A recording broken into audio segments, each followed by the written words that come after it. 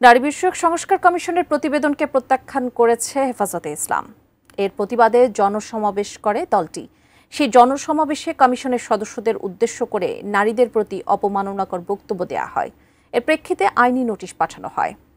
এই ঘটনা এবার দুঃখ প্রকাশ করে পাল্টা বিবৃতি দিয়েছে হেফাজতে ইসলাম। আরো জানাচ্ছেন ইমতিয়াজ আলম। যে নারী নামের হিজড়াগুলোই দুঃসাহস করেছে, গ্রেফতার করে তাদেরকে আইনের আওতায় আনতে হবে।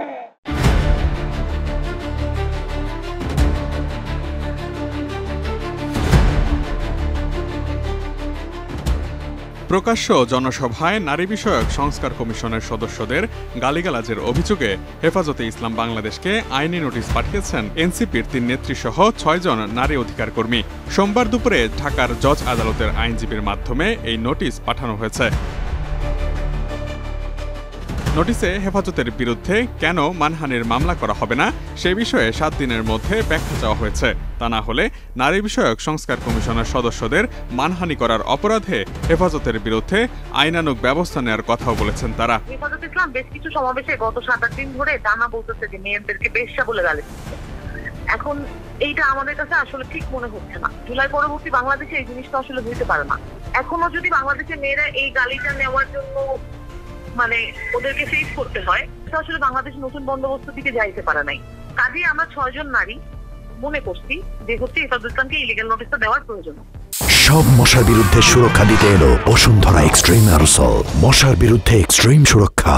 নোটিশ পাঠানো এনসিপির ৩ নেত্রী হলেন দলের উত্তরাঞ্চলের সংগঠক দ্যুতি অরণ্য চৌধুরী, সদস্য সৈয়দা নীলিমা দোলা ও নীলা আফরোজ। অন্য ৩ নারী হলেন লেখক ও শিক্ষক উম্মে ফারহানা এবং জাহাঙ্গীরনগর বিশ্ববিদ্যালয়ের ছাত্রী ও সংস্কৃতিকর্মী ক্যামেলিয়া শারমিন চূড়া। নোটিশে প্রাপক হিসেবে হেফাজতে ইসলাম বাংলাদেশের নাম উল্লেখ করা হয়েছে। অবশ্য সৈয়দা নীলিমা দোলা গণমাধ্যমকে বলেছেন, দলীয় সিদ্ধান্তে নয় বরং ব্যক্তিগত সিদ্ধান্তে এনসিপির ৩ জন এই নোটিশে যুক্ত হয়েছেন। নোটিশে বলা হয়, দণ্ডবিধির ৪৯৯ ও ৫০০ ধারা অনুযায়ী গালিগালাজ শাস্তিযোগ্য অপরাধ। এরই পরিপ্রেক্ষিতে এই আইনি নোটিশ পাঠানো হয়েছে। এই নারী কমিশনের নামে যে বেশ্যা কমিশন গঠন করা হয়েছে, নারীকে বেশ্যায় পরিণত করে সে ধর্মপ্রাণ মুসলমান নারীদের প্রতিনিধিত্ব করে না। এদিকে গত ৩রা মে আয়োজিত মহাসমাবেশে ২ বক্তার অনাকাঙ্ক্ষিত আপত্তিকর শব্দ চয়নের জন্য দুঃখ প্রকাশ করে বিবৃতি দিয়েছে হেফাজতে ইসলাম বাংলাদেশ। মঙ্গলবার গণমাধ্যমে পাঠানো এক বিবৃতিতে সংগঠনটির যুগ্ম মহাসচিব মাওলানা আজিজুল হক ইসলামাবাদী বলেছেন, কোনো আপত্তিকর শব্দ হেফাজতে ইসলাম সমর্থন করে না।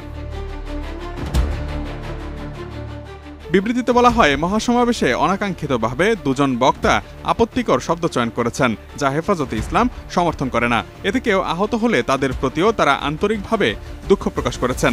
একই সাথে সেকুলার প্রগতিশীল ঘরানার যারা এতকাল আলেম ওলামাকে বিদ্বেষমূলকভাবে জঙ্গি, মৌলবাদী, ধর্ম ব্যবসায়ী ও সাম্প্রদায়িক বলে কটাক্ষ করে এসেছেন, তাদেরকেও হেফাজতে ইসলাম এই ধরনের আপত্তিকর শব্দ চয়ন থেকে বিরত থাকার আহ্বান জানায়। আর শাপলা চত্বরের গণহত্যায় আওয়ামী ফ্যাসিস্ট শক্তিকে কারা উৎসাহ দিয়েছিল তারা তা ভুলে যাননি বলেও উল্লেখ করা হয়েছে বিবৃতিতে। বিবৃতিতে আরও বলা হয়, নারীর প্রতি তাদের ঘৃণার প্রশ্নই আসে না। মতাদর্শিক লড়াইকে নারীর প্রতি ঘৃণা আকারে দেখাটা স্রেফ মূর্খতা। যার যার ধর্মীয় বিধান অনুসারে নারীর ন্যায্য অধিকার রক্ষায় তারাও সংস্কার কাজে সম্পৃক্ত হতে আগ্রহী বলে তাদের অবস্থান পুনর্ব্যক্ত করে দলটি। তবে আধুনিক ব্যবস্থায় এদেশের নারীকে পণ্য বানানোর পশ্চিমা এজেন্ডা বাস্তবায়নের অন্তরায় বলেই সাম্রাজ্যবাদী গোষ্ঠী হেফাজতে ইসলামের বিরুদ্ধে একদল উগ্র নারীবাদীকে লেলিয়ে দিয়েছে বলে তারা মনে করছেন।